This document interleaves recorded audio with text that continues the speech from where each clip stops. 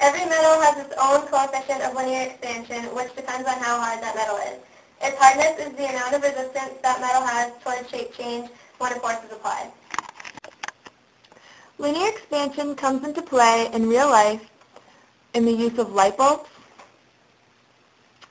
For example, the platinum alloy wires, scaled in glass, can be used to carry the electric current into a light bulb. When the bulb heats up, the expansion of the platinum alloy is the same as that of the glass, so there isn't any risk of the glass cracking.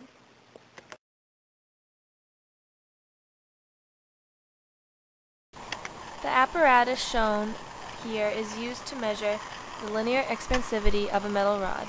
The rod is heated by passing steam through the jacket. Its increase in length is measured on the dial micrometer, which is firmly clamped to one end. The rod is heated with steam to ensure that all parts reach the same temperature. The rise in temperature of the rod is found by reading the thermometer before and after the rod has been heated. As the rod expands, it pushes on the end of the micrometer. The movement is magnified in the micrometer and used to move the needle around the scale. These are the 4 unknown metal rods used in the experiment to find each of their coefficients of linear expansion. Our first step after gathering our materials was to record the initial temperature of the apparatus, which was a constant 23 degrees Celsius.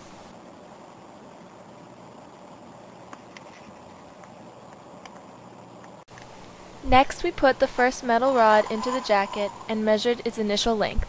This was done before we began to heat the water. Once the water begins to boil, the steam is generated through the tubes into the jacket. We recorded the initial length by turning the dial until it came into contact with the end of the metal rod for the closest measurement. We proceeded to do this with the other 3 rods before we began the experiment. Here is a closer look of the dial as we finish up our last initial measurement. After this was completed, we turned on the hot plate and waited for the water to boil and generate steam. The thermometer is placed in a hole in the jacket where it reads the temperature of the entire unit. The final temperature for the first rod was recorded after the mercury stopped rising and stayed at a constant final temperature. We continued to wait another few minutes to allow time for the first metal rod to expand. After recording, we used metal tongs to lift the hot metal jacket. Another set of tongs were used to remove the first rod and to put in the second.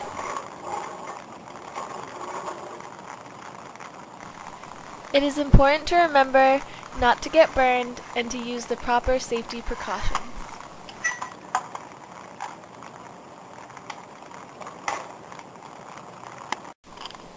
After leaving the second rod in the jacket for a few minutes, we measured and recorded the final temperature and length. The final temperatures were not all the same because different metals conduct heat better than others. These steps, as well as the previous steps, were repeated for each metal rod. Here we experimented with the third metal rod. For this particular apparatus, as the water is boiled and turns to steam, it is circulated through the unit and condenses and cools at the opposite end. From there, it is released as water through the tube into the bowl. Another obvious example of thermal expansion is the noticeable steam that rises to the air from the glass flask. When water is heated into its gaseous state as steam, the particles expand and move faster.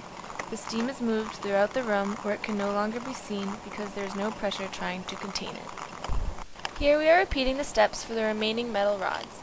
After it was finished, we left time for the rods and the unit to cool down before cleaning up and putting away the materials.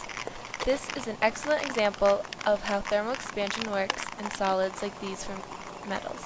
Objects expand when heated because the heat gives molecules more energy, so they move around more.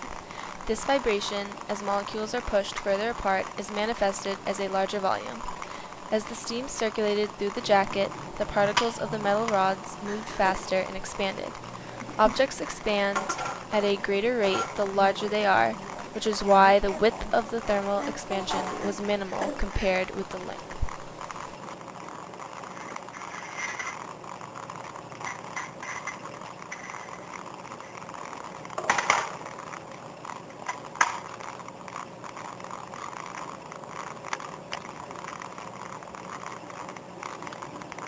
from the water. So that we can quickly tell. Yeah. This is the equation to find the change in length of a substance in the presence of temperature change. The final length minus the initial length equals the coefficient of linear expansion times the initial length times the final temperature minus the initial temperature. Or, in other words, the change in length equals the coefficient of linear expansion times the initial length times the change in temperature. To find a coefficient of linear expansion, you would do change in length divided by initial length times change in temperature. Then we proceeded to find the coefficient of linear expansion for all of the metals. The first unknown, the change in length was 21,100 micrometers. The initial length was 618,500 micrometers. And the change in temperature was 73 degrees Celsius. After doing the division, the coefficient of linear expansion for the first unknown was 4.673 times 10 to the negative fourth micrometers. We proceeded to find the following unknowns for 2, 3, and 4.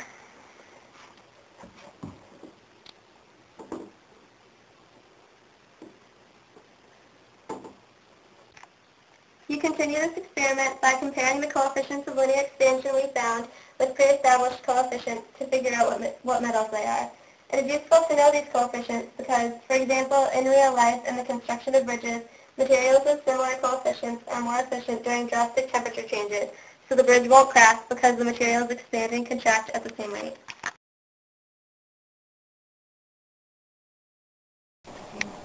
Before heating, the can was filled with water and air. By boiling the water changed states from a liquid to a gas. This gas is called water vapor.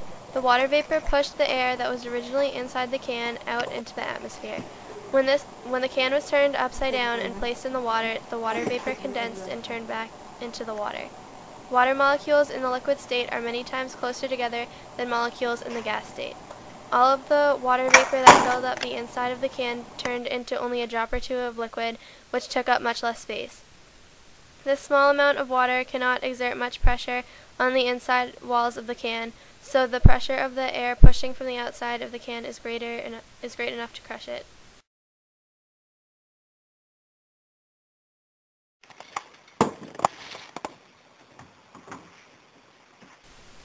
First, we poured 2 tablespoons of canola oil into a pan over a flame.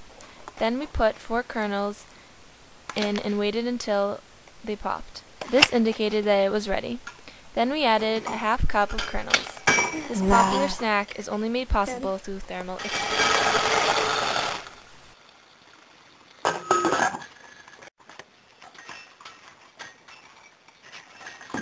That is the sound of thermal expansion.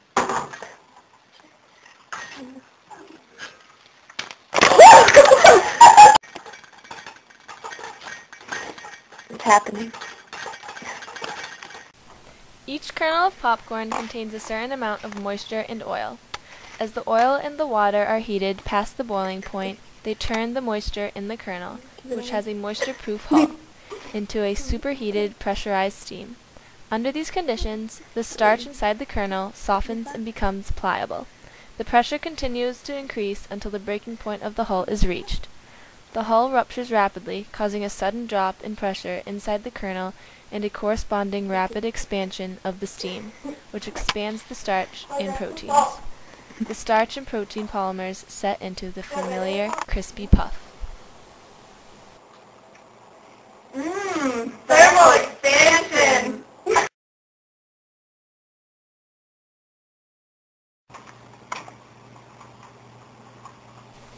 Initially, the air molecules inside and outside the kettle are at the same temperature and therefore moving at the same speed. Air molecules collide into the balloon with the same energy inside and outside the balloon. When the kettle is heated, the air molecules inside start to move faster. The molecules now collide into the balloon with more energy, which results in increased pressure. This increased pressure causes the balloon to expand.